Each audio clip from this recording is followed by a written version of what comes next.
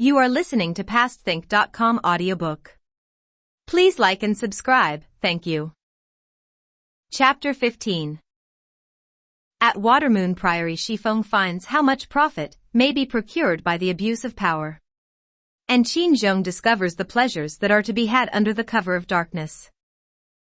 Looking up, Bao Yu saw that Shui Rong's princely headgear was embellished by way of mourning with white bands, a white hat pin, and filigree silver wings.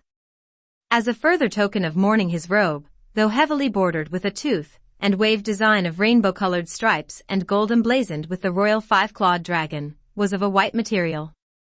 It was confined at the waist by a red leather belt, studded with green jade. The splendid costume, the luminous eyes, the finely chiseled features really did make him an arrestingly handsome young man. Bao Yu started forward impulsively to make his salutation, but the prince extended an arm from the palanquin and prevented him from kneeling. Bao Yu was wearing a little silver coronet on the top of his head, and a silver headband round his brow in the form of two dragons emerging from the sea. He had on a narrow-sleeved, full-skirted robe of white material, and a silver belt inlaid with pearls. After studying these and admiring the flower-like face and coal-black eyes, the prince's face broke into a smile. "If Bao Yu means precious jade, you are appropriately named," he said. "But where is the famous stone you were born with?" Bao Yu hurriedly extracted the jade from inside his clothing and, taking it off, handed it to the prince, who scrutinized it carefully, reciting the words of the inscription as he deciphered them. "And does it really have these powers?" he asked. "It is only alleged to," Jiaxing put in hastily. "We have never put them to the test." The prince pronounced the stone a great wonder, and with his own hands refastened its plaited silken cord round Bao Yu's neck. Then, taking one of Bao Yu's hands in his own, he asked him how old he was, what books he was studying, and other such questions, to all of which Bao Yu gave prompt replies. Delighted that everything Bao Yu said was so clear and to the point, the prince observed to Jiaxing that the young phoenix was worthy of his sire. "I trust one shall not offend you by saying so to your face," he said, "but I venture to prophesy that this fledgling of yours will one day sing sweeter than the parent bird. Jiaxing smiled politely. "My son is doubtless unworthy of the compliment your highness is good enough to pay him. If, thanks to your encouragement, he turns out as you say, we shall count ourselves truly fortunate." "There is only one drawback in possessing such charm," said the prince. "I am sure it must make his grandmother dote upon him, and unfortunately, being the object of too much affection is very bad for people of our years. It leads us to neglect our studies. This used at one time to be the case with me, and I suspect is now the case with your son. If he does find difficulty in working at home, he would be very welcome to come round to my palace. I do not pretend to be a gifted person myself, but I am fortunate in counting distinguished writers from all over the empire among my acquaintances, and my palace is a rendezvous for them when they are in the capital, so that I never want for intellectual company. By constantly mixing and conversing with such people at my palace, your son could do much to improve his education." "Yes." Jiaxing bowed deferentially. The Prince of Beijing removed a rosary from his wrist and handed it to Bao Yu. "Today is our first meeting, but as it was an unforeseen one, I have not come prepared with a suitable gift. All I can offer you is this rosary made of the aromatic seeds of some Indian plant. It was given me by His Imperial Majesty. I hope you will accept it as a little token of my esteem." Bao Yu took the rosary and, turning back, offered it respectfully to Jiaxing, who made his son join him in formally thanking the prince for his gift. At this point Jiaxi and cousin Jin knelt before the prince and invited him to return. "The departed is now in paradise," said the prince. "Though I enjoy imperial favor and princely rank, I would not presume to go past her carriage. Heavenly honors take precedence over earthly ones." When they saw that the prince was adamant, Jiaxi and the rest bowed their thanks. Then, having ordered the musicians to veil their instruments and march by in silence, they caused the front part of the procession and the hearse to pass over the junction. As soon as the hearse had gone over, the prince and his retinue crossed in the other direction, after which the rear part of the procession moved forward and caught up with the rest. The liveliness which attended the procession during the whole of its progress through the city reached a climax as it approached the city gate, for it was along this last stretch that the colleagues and office juniors of Jiaxi, Jiaxing, and Cousin Jin had arranged their bowers, and it was necessary to stop and thank each one of them as they made their offerings to the passing hearse. They did at last succeed in getting out of the city gate, however, after which a clear road lay ahead all the way to the Temple of the Iron Threshold. Cousin Jin went round with Jiarong to the senior men among the mourners, and invited them to proceed from there onwards by the transport provided. The upshot was that those of Jiaxi's generation got into carriages and sedans, while Cousin Jin and the younger men mounted on horseback. Shifeng was worried about Bao Yu. Out in the country, she thought, he was liable to become wild and disobedient.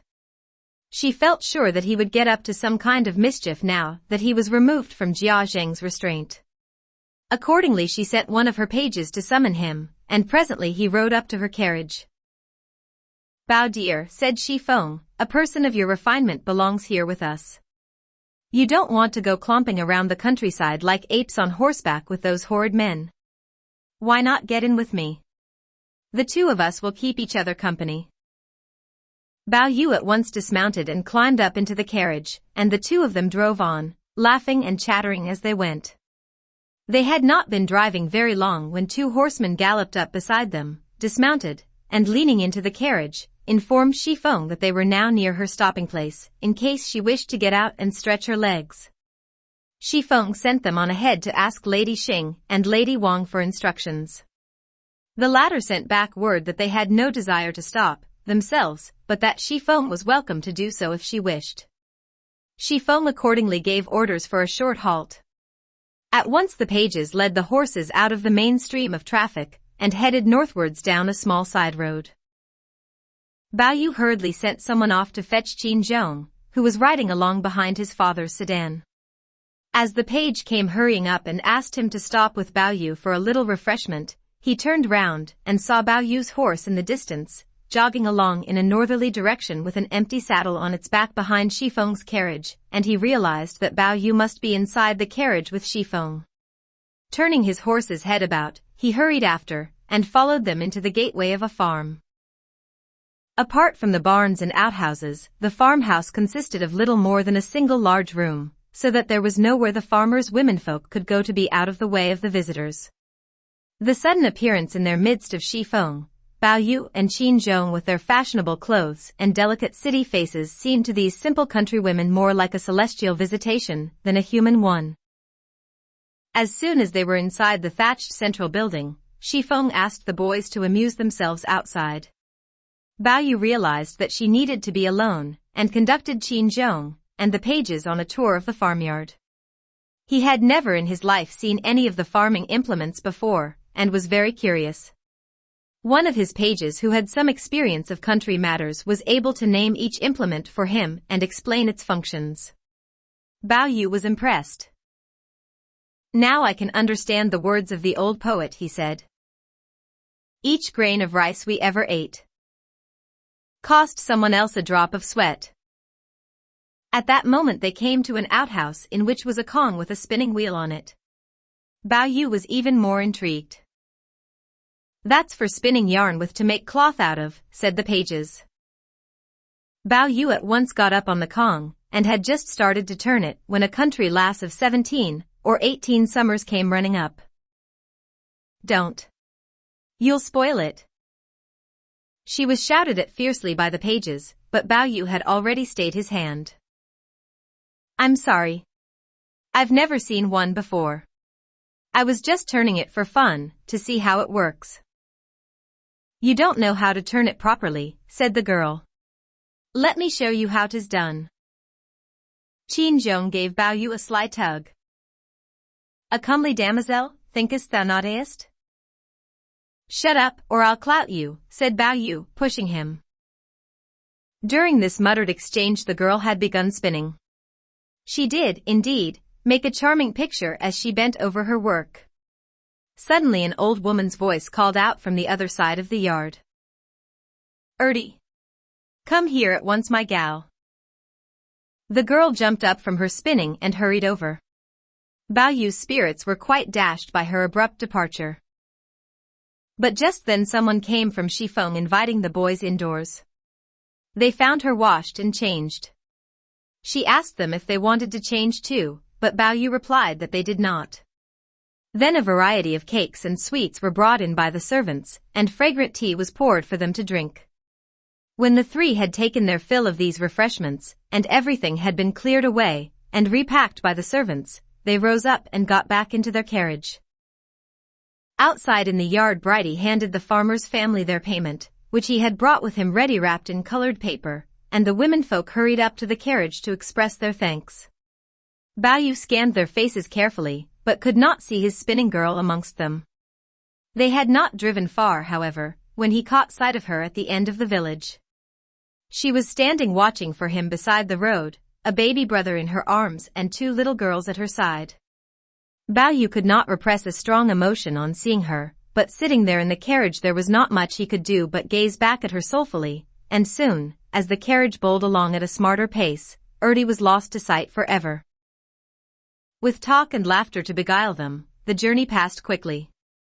Soon they had caught up with the main procession, soon the sound of drums and cymbals was heard, and they could see ahead of them the banners and umbrellas of the monks from the Temple of the Iron Threshold who had come out in procession and lined either side of the road to welcome them, and soon they were inside the temple, where further ceremonies awaited them, a new staging having been erected for this purpose. The coffin was installed in one of the side chapels leading off the inner hall, and Jewel arranged her sleeping quarters nearby to continue her watch over it. In the outer hall Cousin Jin was busy attending to his guests, some of whom were staying on, while others wished to leave immediately. To each he tendered formal thanks for their trouble in coming. They left in order of seniority, dukes king going first, then those of marquises, then those of earls, then those of viscounts, then those of barons, and so on downwards.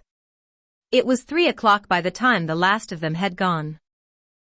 Shifeng received the lady guests inside. They too left in order of precedence and had not finally dispersed until around 2 o'clock. Only members of the clan and a few very close friends stayed behind to see the ceremonies through to their conclusion 2 days later. Lady Xing and Lady Wang were among those who left. They could see that Shifeng would be unable to return that day and wanted to take Bao Yu back with them into town. But Bao Yu, after his first taste of the countryside, was extremely loath to return and begged to stay with Shifeng, so Lady Wang went without him, leaving him in Shifeng's charge. The Temple of the Iron Threshold was a private foundation of the Dukes of Ningguo and Rongguo, which still had some land of its own in which members of the clan who died in the capital could be given temporary burial. The thoughtful dukes had provided accommodation not only for the dead, but also for the living, in the form of guest rooms in which mourners might temporarily reside until their funereal business was over. What the old gentleman had not foreseen was that their multitudinous progeny would come in time to exhibit differences of wealth and temperament so extreme as often to render their possessors mutually intolerable, and that, whereas the more hard-up members of the clan gladly occupied the accommodation provided, the more affluent or pretentious found it inconvenient to stay there and preferred to seek alternative accommodation in the farmsteads and convents round about. Shifeng was among those who found the Iron Threshold accommodation inconvenient. Some time previously she had sent someone to Wheat Cake Priory to make arrangements on her behalf with the prioress Eurygesia, and the old nun had turned out several rooms in readiness for her arrival. Wheat Cake Priory, so called because of the excellent steamed wheat bread made in its kitchens, was the popular name for Watermoon Priory, an offshoot of Watermoon Abbey situated at no great distance from the Temple of the Iron Threshold. Presently, when the monks had finished their service and the evening offering of tea had been made, Cousin Jin sent Jiarong into Shifeng with a message inviting her to retire. Having first glanced round to ascertain that a sufficient number of Jia ladies were present to look after the still remaining guests, Shifeng bade the company good night and left for Wheat Cake Priory with Bao Yu and Qin Zhong. Qin Zhong had attached himself to the other two when his father Qin Bangyi, unable by reason of his age and frail state of health to risk a night away from home, had gone back to the city, leaving him to await the conclusion of the requiem services on his own. They soon arrived at the priory, and were met by Eurygesia, who had brought her two little disciples Benevolentia and Sapientia to welcome them.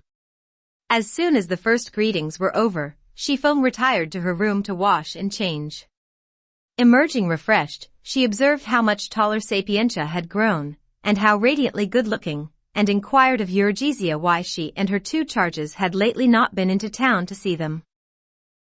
"It is on account of Mr. who's good lady," said the old nun. "She has lately been brought to bed of a boy, and sent us 10 taels of silver for a 3-day recital of the Lake of Blood Sutra by some of the sisters to purge the stain of childbirth. We have been so busy with the arrangements that we haven't had time to call." Let us leave Xueqin in conversation with the prioress and turn to the other two. Qin Zhong and Bao Yu were amusing themselves in the main hall of the priory, when Sapientia happened to pass through. "Here's Sappy," said Bao Yu with a meaningful smile. "Well, what about it?" said Qin Zhong. Now, stop play acting," said Bao Yu. "I saw you holding her that day at Grandma's when you thought nobody else was about. You needn't think you can fool me after that." "I don't know what you're talking about." "All right then. Never mind whether you know what I'm talking about or not. Just ask her to pour me out a cup of tea, will you, and then we'll let the subject drop." "What sort of joke is this? Why can't you ask her yourself? She'd pour it out just the same for you. Why ask me to tell her? I couldn't do it with the same feeling as you. There'll be much more feeling in it if you ask her." He finally prevailed upon Qin Zhong to make the request. "Oh, all right. Sappy, pour us a cup of tea, will you?" Sapientia had been a regular visitor at the Ronghua mansion ever since she was a little girl, and was familiar with all its inmates. The innocence of her childish rompings with Bao Yu and Qin Zhong had latterly, however, now that she had reached adolescence, given way to a more mature emotion.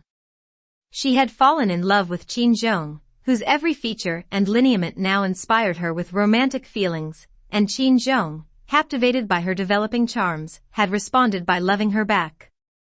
Although nothing serious had as yet passed between them, in their inclinations and affections they were already united. Sapientia hurried out and returned with a cup of tea. "Give it to me, Sappy," said Qin Zhong. "No, give it to me, Sappy," said Bao Yu. She stood between them, pouting prettily, and gave a little laugh. "Surely you're not going to fight over a cup of tea? I must have honey on my hands." Bao Yu snatched the cup before Qin Zhong could do so and began drinking. He was about to say something when Benevolentia came in and fetched Sapientia away to help her lay the table. She was back again presently to invite the two boys to tea and cakes, but neither of them felt much enthusiasm for such feminine repasts, and after sitting a short while for the sake of politeness, were soon off to amuse themselves elsewhere. Xueqin, too, soon left and retired to her private room to rest, Eurygesia accompanying her. By this time the older servants, seeing that there was nothing further for them to do, had one by one drifted off to bed, leaving only a few personal maids, all of whom were in Xueqin's confidence, in attendance. The old nun deemed it safe to broach a private matter in their hearing. "There is something I have been meaning to call at your house and ask her ladyship about, but I should like to have your opinion on it first before I see her." "What do you want to ask her?" said Xueqin. "Bless his holy name," the prioress began piously. "When I was a nun at the Treasures in Heaven convent in Chang'an, one of the convent's benefactors was a very wealthy man called Zhang, who had a daughter called Jinji. A certain young Mr. Li, who is brother-in-law to the governor of Chang'an, met her once when she was making an incense offering in our temple, and took a violent liking to her. He at once sent someone to the parents to ask for her hand in marriage, but unfortunately she was already betrothed to the son of a captain in the Chang'an garrison, and the betrothal presents had already been accepted. The Zhangs would have liked to cancel the betrothal, but were afraid that the captain would object, so they told Li's matchmaker that the girl was already engaged. But oh dear. Young Mr. Li wouldn't take no for an answer, and the Zhangs were quite at their wits' end, being now in trouble with both parties. You see, when the captain got to hear of these goings-on he was most unreasonable. He came rushing along in a great rage and made a most terrible scene. Just how many young men is this girl betrothed to, he said, and so on and so forth. He refused outright to take back the betrothal gifts and straightway began an action for breach of promise. By now the Zhangs were really upset and sent to the capital for some moral support, for they are now quite determined to break off their daughter's engagement, seeing that the captain has been so unreasonable. Well, it occurred to me that the area commander for Chang'an, General Yun, is on very good terms with your husband's family, and I thought I might try to find some way of persuading her ladyship to talk to Sergeant about this, and get him to write a letter to General Yun and ask him to have a word with this captain. It is hardly likely that he would refuse to obey his commanding officer. The Zhangs would gladly pay anything, even if it meant bankrupting themselves, in return for this kindness. Shifeng laughed. It doesn't sound very difficult. The only difficulty is that Lady Wang doesn't touch this kind of thing anymore. If her ladyship won't, what about you, Mrs. Lien? Shifeng laughed again. I'm not short of money, and besides, I don't touch that sort of thing either. Eurygezia's face assumed an expression of great benignity. After sitting for a while in silence, she sighed. It's a pity I let the Zhangs know that I was going to talk to you about this, she said. Now if you don't do this favor for them, they will never believe that it is because you haven't the time, or don't want the money. They will take it as a sign that you are not able. This put Shifeng on her mettle. You've known me a long time, she said. You know that I've never believed all that talk about hell and damnation. If I decide that I want to do something, I do it, no matter what it is. Tell them that if they are prepared to pay out 3,000 taels of silver, I will undertake to relieve them of their trouble. The prioress was delighted. They will. They will. No doubt about it. Mind you, said Shifeng, I'm not one of your money-grubbing run-of-the-mill go-betweens. I'm not doing this for the money. Every bit of this 3,000 taels will go into the pockets of my boys or towards their expenses. I shan't touch a penny of it. If it was money I wanted, I could lay my hands on 30,000 taels at this very moment. Well, that's nicely settled, said the prioress. So can we look forward to your kind help in this matter tomorrow? We may as well get it over and done with. You can see how busy I am and how impossible it is for me to get away, said Shifeng. I've told you I'll do it, and so I will, in my own time. Surely that is enough for you? A little thing like this might seem a great deal of trouble to some people, said the old nun artfully, but even if it involved more than it does, it would still be nothing to a capable person like you, Mrs. Lien. You know what they say, the able man gets little leisure, that's why her ladyship leaves everything to you. She knows how capable you are. Of course, you have to be careful that you don't overtax yourself. Your health is precious. Soothed by such flatteries, Shifeng forgot her weariness, and the conversation continued with animation. Meanwhile Qin had taken advantage of the darkness, and the fact that there was no one much about to prosecute his designs on Sapientia. He found her on her own in one of the rooms at the back of the priory washing up tea things.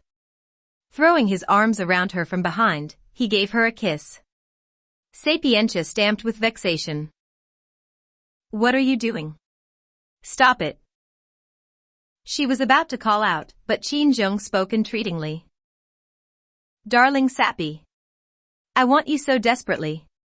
If you won't let me, I'll just lie down and die. If you want me, said Sapientia, you must first get me out of this hole and away from these people. Then you can do what you like. That's easy, said Qin. But distant water is no cure for a present thirst. And with that he blew out the light, plunging the room into inky darkness, and carried Sapientia onto the Kong. She struggled hard to get up, though still not daring to call out, but soon, almost before she knew it, her breechclout was off and the ship was in the harbor. Suddenly, in less time than it takes to tell, a third person bore down on them from above and held them fast.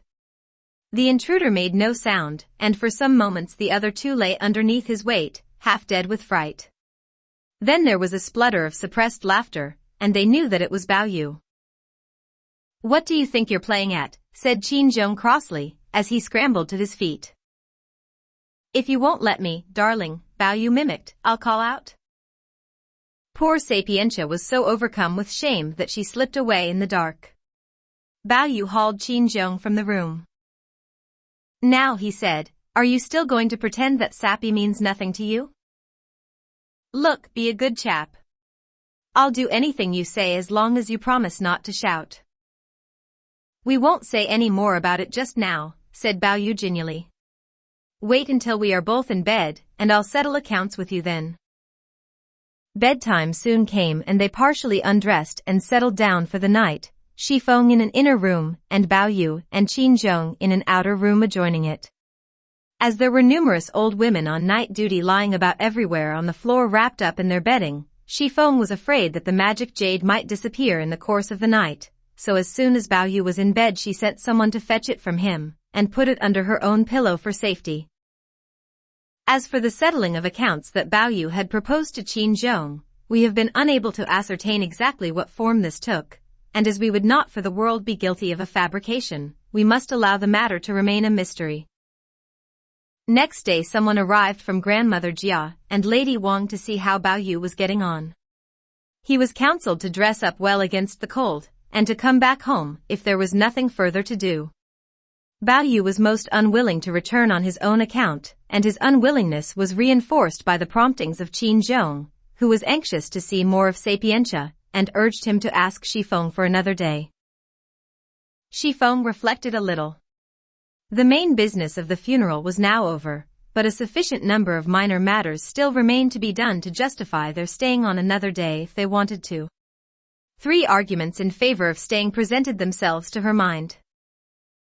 1. It would be a gesture of considerateness to Cousin Jin, which would increase his indebtedness to her. 2. It would give her a breathing space in which to get Eurygezia's business attended to. 3. It would make Bao Yu happy, which would put her in good odor with Grandmother Jia. Having now made her mind up, Shifeng acceded to Bao Yu's request in the following terms. "My own business here is all finished now, but if you want to amuse yourselves a bit longer, I suppose I must resign myself to staying. However, we definitely must go back tomorrow." When Bao Yu heard this it was all dearest Feng this and darling Feng that, and he promised faithfully to return on the morrow without demur. Accordingly it was settled that they should stay for one more night. Shifeng immediately sent someone in great secrecy to explain Eurygezia's business to Bridie. Bridie grasped the situation at once, hurried into town, sought out a public letter writer, had a letter written in Jiao Yan's name to the captain's commanding officer, and set off for Chang'an overnight bearing the spurious missive with him. Chang'an is only 30 or so miles from the capital, so that Bridie could finish his business and be back again within a couple of days. The general's name was Yun Guang. He was indebted to the Jia family for a number of past kindnesses, and was only too pleased to be of service to them in a matter of such trifling importance. He said as much in the letter of reply which he gave Bridie to carry back with him. But that part of his mission is omitted from our story. When their second day at the priory was over, Shifeng and the boys took leave of Eurygesia, and as she said goodbye, Shifeng told the prioress to call at the Ronggua mansion in 2 days' time to hear the news from Chang'an. This parting was an unbearably painful one for Sapientia and Qin Zhong, and all sorts of secret vows were exchanged and whispered contracts made before they could tear themselves apart. We omit all details of that harrowing scene. Shifeng called in at the Temple of the Iron Threshold on the way back to see that everything was in order. Jewel, it seemed, refused absolutely to go back home, and Cousin Jin was obliged to leave a woman or 2 at the temple to keep her company. Their return and the events which followed it will be dealt with in the following chapter. You are listening to PastThink.com audiobook. Please like and subscribe, thank you.